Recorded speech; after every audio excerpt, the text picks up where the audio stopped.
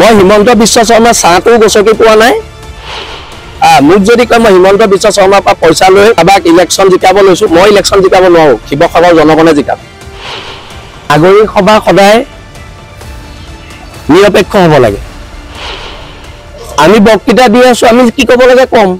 তাৰ পিছত যদি আমাৰ বক্তৃতাৰ পিছত নাগৰিক সভাই কয় যে এনেকুৱা মন্তব্য নহ'ব এটা চাওক ইয়াত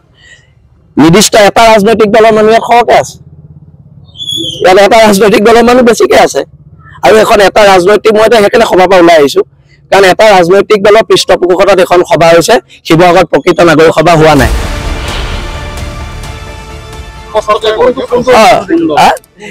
স্পষ্টকৈ ক'বলৈ নাই আপোনালোকে ভিতৰত চালে সভা ত্যাগ কৰি আৰু এটা কথা আপোনাক নাগৰিক সভা কি হ'ব নাগৰিক সভাত সকলোৱে মন্তব্য শুনিব লাগিব এখন ৰাজনৈতিক সভাহে হৈছে আৰু সেইকাৰণে মই ত্যাগ কৰিছোঁ আৰু প্ৰকৃত নাগৰিক সভা অনাগত দিনত শিৱসাগৰৰ জ্যেষ্ঠ মানুহখিনিয়ে দিব বুলি মই আশা ৰাখিছোঁ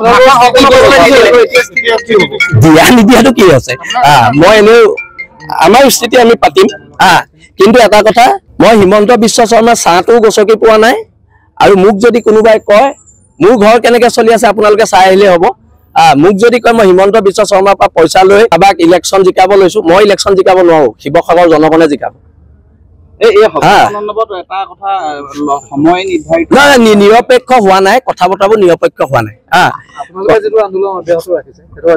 সেইটো আমাৰ দল সংগঠনৰ আলোচনাৰ পিছত হ'ব সেইখিনি মই কম কিন্তু এই সভাখন নিৰপেক্ষ সভা হোৱা নাই ধন্যবাদ